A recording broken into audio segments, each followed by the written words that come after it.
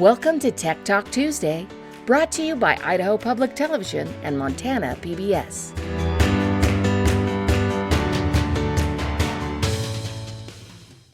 Welcome to Tech Talk Tuesday. I'm Nikki Bradenberg from Montana PBS, and with me are Carrie. I'm Carrie Wardle from Idaho Public Television. And I'm Mecca Wallace-Spurgeon, Technology Director in Southern Iowa. This month of September, we're talking all about technology integration. And Carrie and I were excited to invite our friend Mecca here to join us. She used to work for PBS station, and that's how we met. And now she's a full-time tech integration specialist at her school in Iowa, and recently completed her EDD in the area of tech integration. So she's got some new research to share with us.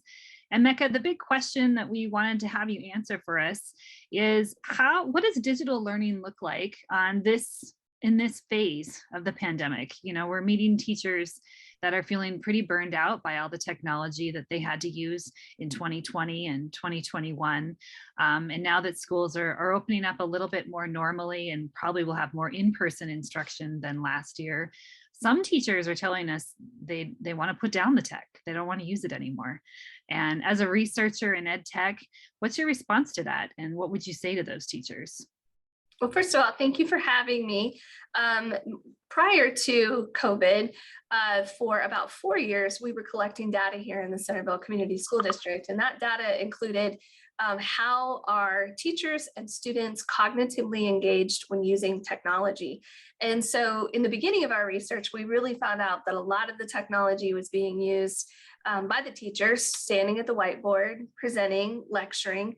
Really about 74% of the time we were seeing teachers use technology in that manner. We decided to get together on a monthly basis, have faculty collaborative sessions, and really talk about what true meaningful tech integration looks like, tech integration that increases higher, deeper thinking with our students. And so we were on that road for about, like I said, 3 or 4 years prior to COVID. And so I felt really good, honestly, in our district. Not only did we have the technology, we were already a one-to-one school district, but we had already made those gains in terms of how to truly integrate technology.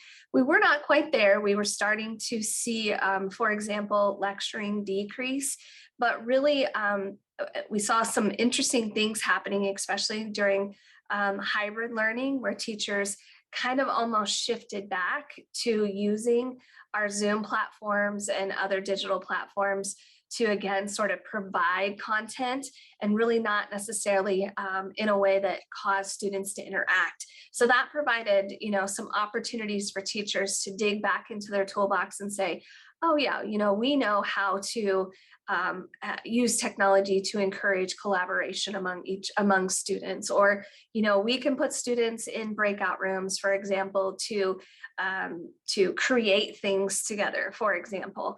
And then as you alluded to, Nikki, we did start to have some of that burnout, because it really does require additional planning on top of your content area.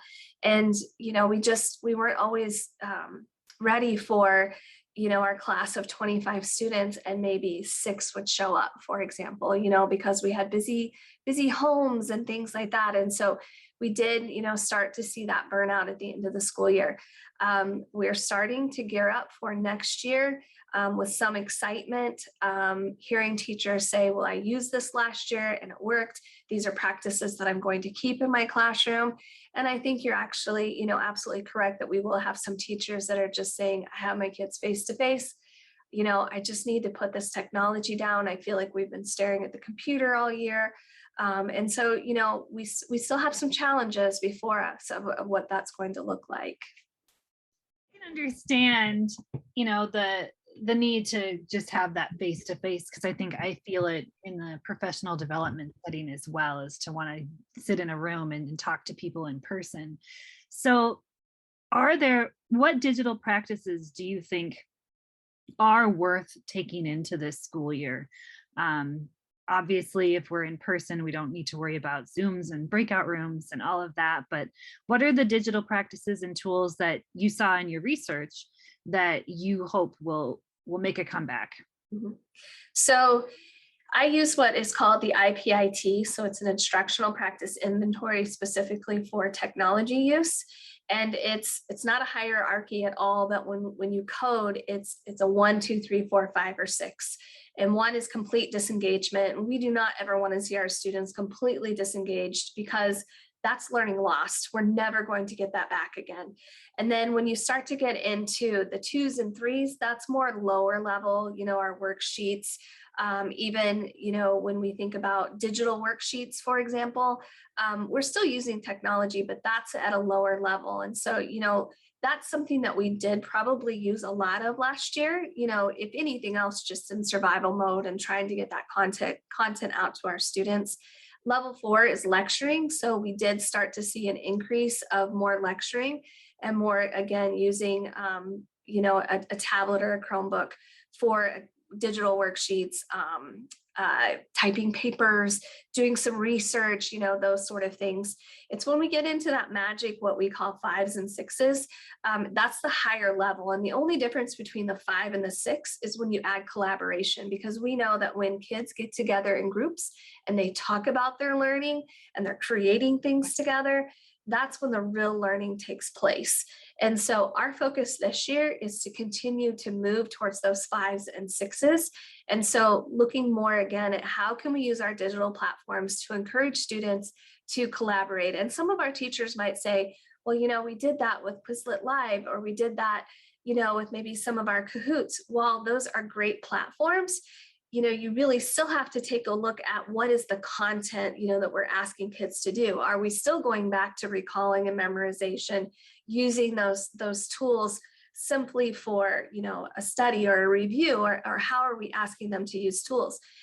I have been embarking on some mini professional development for my teachers, trying to get them to understand to turn that over to students. So example, podcasts comes to mind. So, asking students in any subject area and really in any grade level, kids are always passionate about something. They always want to share about something, so really kind of, that's my drum I'm beating this year. How can we incorporate things like podcasts or media creation in the classroom, and turning that baton over to students and watching really what they can create and listening to their voices. They have so much to share.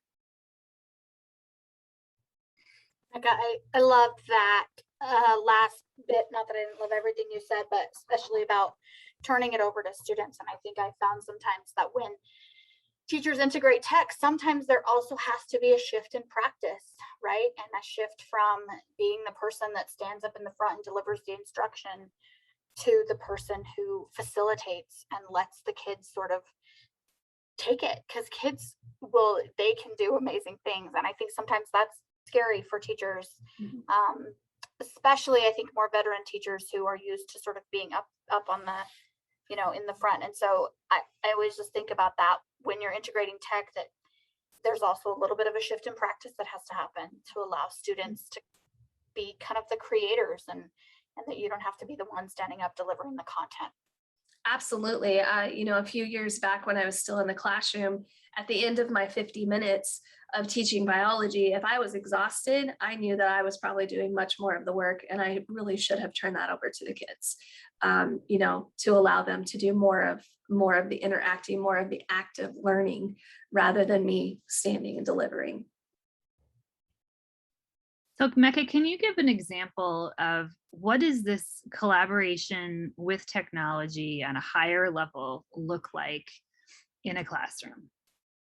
So for example, I'll go back to podcasts, and I use things like Adobe Spark, Flipgrid, for example, and, just really walking the kids through the process, helping them to understand, for example, if I have a group of kids and they're all interested in NASCAR, they can create a podcast channel, and, it really gets so in depth where we use YouTube and we create channels and we talk about appropriate use. And, I will say that, just kind of a sidebar, that's the other thing that I'm learning is so many kids already have a YouTube channel. We know they have Snapchat. they're walking around doing Facebook Lives and, Instagram and all of those things. They're not afraid to get in front of the camera. But sometimes we know that kids are using that, in sort of a malicious way, not necessarily good digital citizenship. And so I really feel like it's our job as educators to teach them how to use technology for the good. And, introducing them to things like podcasts, because they're already listening to them, let's help them create them. Let's help them be the creator and collaborate not only with each other to create that podcast, to sit down and bounce ideas back and forth and come up with good interview questions and, not just the, did you like the play? Yes.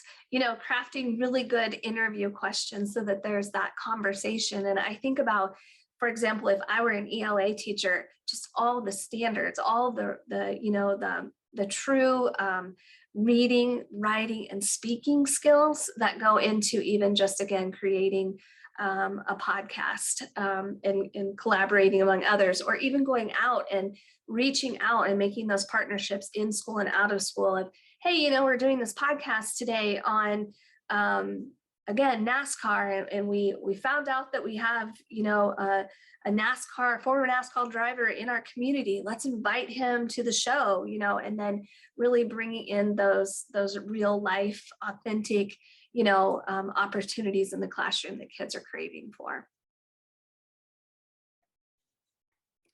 That's all great. So thanks so much, Mecca, for joining us today and just giving us a taste of some of the digital practices that we hope teachers are thinking about and bringing into their teaching.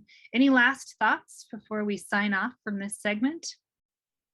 I just thank you for all your work you do and all of the great resources that you provide to our educators all across the United States. Thank you. Yeah, thank you, Mecca.